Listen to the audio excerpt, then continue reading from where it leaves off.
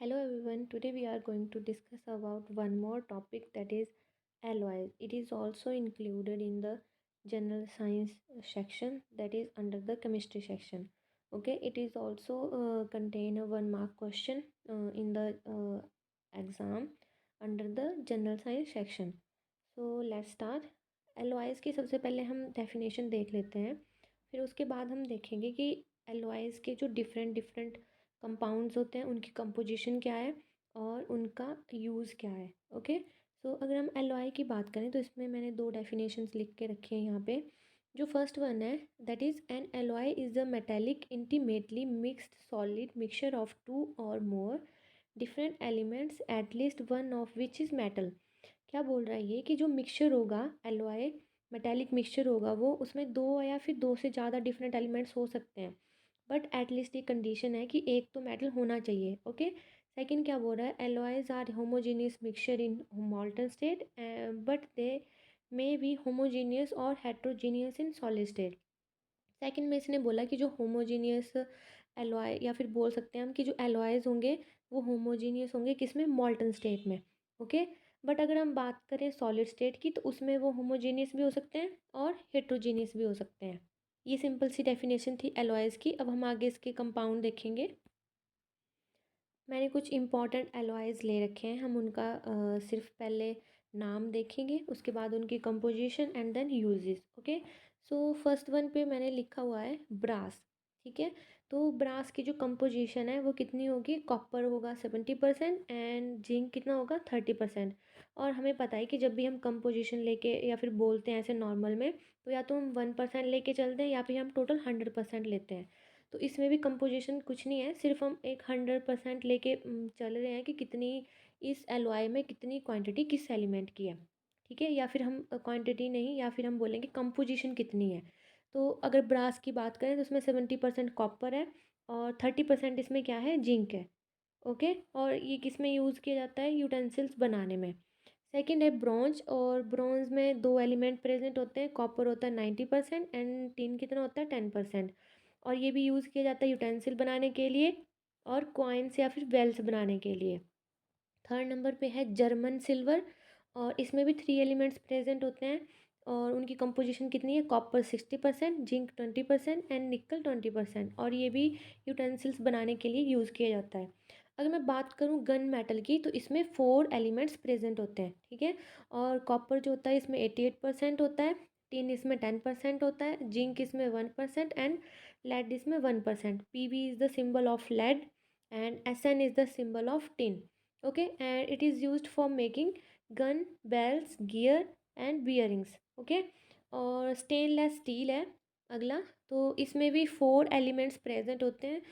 कौन कौन सी कंपोजिशन में, 75% आयरन, 50% 15% क्रोमियम, 10% निकल, 0.05% कार्बन। अगर हम टोटल इसको ऐड करेंगे तो ये और इक्वल टू 100% होगा।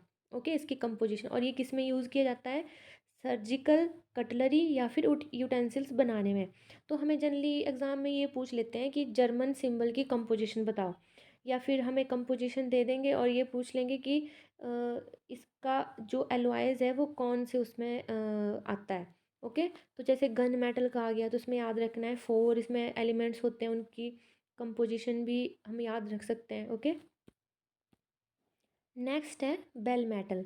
तो बेल मेटल में 2 एलिमेंट्स होते हैं, कौन कौन से, कॉपर है 80% एंड टिन है 20%। टिन हमें पता है SN जो है वो टिन का सिंबल है। ओके, और ये किसमें यूज़ किया जाता है, for casting bells and statues. Okay, and next है सोल्जर, एंड इसमें 2 एलिमेंट्स प्रेजेंट होते हैं, कौन कौन से, लेड भी इसमें 50% होता है और टिन भी 50% में होता है। ओके, और ये यूज़ किया जाता है सोल्डरिंग के लिए। नेक्स्ट है रोज़ मेटल। रोज़ मेटल में 3 एलिमेंट्स प्रेजेंट होते हैं, कौन कौन से, bismuth, lead and tin. Okay, bismuth होता है 50%, लेड होता है 28% एंड टिन होता है 22%। And it is used for making automatic fuse. Okay, and निकल स्टील, इसमें 2 एलिमेंट्स प्रेजेंट होते हैं, कौन कौन से, निकल स्टील में। एक तो याद रखना है निकल स्टील का, निकल से याद रखना है कि निकल भी होता है पर बहुत ही कम क्वांटिटी में प्रेजेंट होता है, कितनी, 5%। और आयरन इसमें मैक्सिमम क्वांटिटी में प्रेजेंट होता है, कितनी, 95%। कंपोजिशन हम याद रखेंगे कि आयरन की 95% होती है और निकल की 5%। निकल स्टील का हम ऐसे याद रख सकते हैं। And it is used for making electrical wires and automobile parts. Okay. And next है मैग्ना एल्यूम, और इसमें एल्यूमिनियम और मैग्नीशियम इसमें प्रेजेंट होते हैं। तो हमें इसका ट्रिक यहाँ से भी याद रख सकते हैं कि मैग मतलब मैग्नीशियम के लिए और एल्यूम मतलब एल्यूमिनियम के लिए। तो जनरली नॉर्मल कंपोजिशन कम पूछते हैं, बेसिकली जैसे पूछ लेंगे कि मैग्ना एल्यूम में कौन कौन से एलिमेंट होंगे, किस किस की कंपोजिशन होंगी, तो हमें बतानी भी पड़ती है कि एल्यूमिनियम 95% है और मैग्नीशियम कितना है 5%। तो हम इसका नाम इसके नाम से ही याद रख सकते हैं इसके एलिमेंट्स को। और it is used for frame of aeroplane. Okay. तो ये एरोप्लेन की फ्रेम बनाने के लिए हम इसको यूज़ करते हैं। नेक्स्ट है ड्यूरा एल्यूमिन। इसमें 4 एलिमेंट्स प्रेजेंट होते हैं। कौन कौन से? Aluminium, copper, magnesium and manganese. Okay. Mn the symbol of manganese, Mg is the magnesium.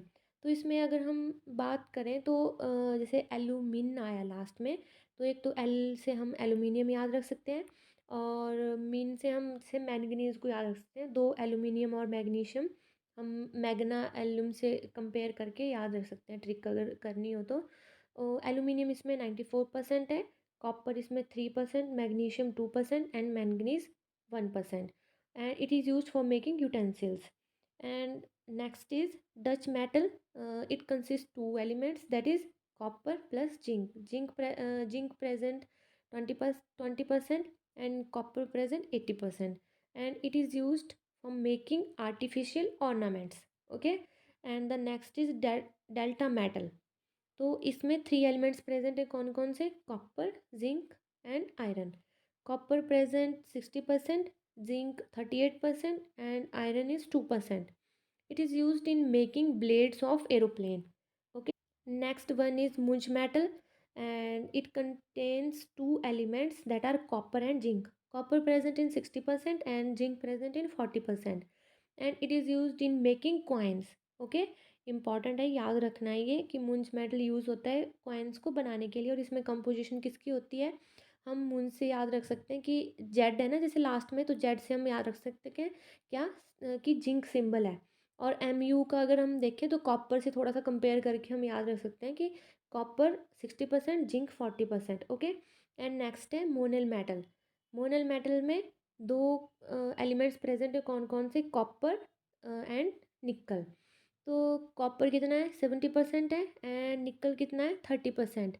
And it is used for base containing container. Okay. And next है रोल्ड गोल्ड। ओके। इसमें दो elements present होते हैं। Copper होता है इसमें 90% and aluminium होता है 10%। और ये यूज़ किया जाता है चीप ऑर्नामेंट्स बनाने के लिए। हमने मैक्सिमम देखे कि सब में मैक्सिमम जो एलॉयज़ है वो किसके हैं? कॉपर के। जैसे ये भी कॉपर का है, रोल गोल्ड भी कॉपर का है, फिर मोनल भी कॉपर का है। फिर जैसे हमने डेल्टा मेटल देखा उसमें भी कॉपर प्रेजेंट है, डच मेटल में भी कॉपर प्रेजेंट है, ड्यूरा एल्यूमिन में भी कॉपर प्रेजेंट है। ओके। फिर जैसे हमने ये स्टार्टिंग में देखे थे, 3 4 हैं। ब्रास में कॉपर है, ब्रॉन्ज में कॉपर प्रेजेंट है, जर्मन सिल्वर में भी कॉपर प्रेजेंट है, फिर गन मेटल में भी प्रेजेंट है कॉपर। तो याद रखना है कि मैक्सिमम जो हम याद रख सकते हैं तो कि कॉपर के जो है मैक्सिमम एलॉयज़ प्रेजेंट हैं। ओके। तो इम्पॉर्टेंट भी हैं ये। और जर्मन से सिल्वर का याद रखना कि कई बार हम जैसे सिल्वर का नाम सुन के कन्फ्यूज़ हो जाते हैं कि अगर इसमें सिल्वर जर्मन सिल्वर लिखा हो तो हो सकता है इसमें सिल्वर प्रेजेंट है, बट ऐसा नहीं होता। इसमें कॉपर, जिंक और निकल प्रेजेंट होते हैं। Okay. That's all about the alloys. Thank you.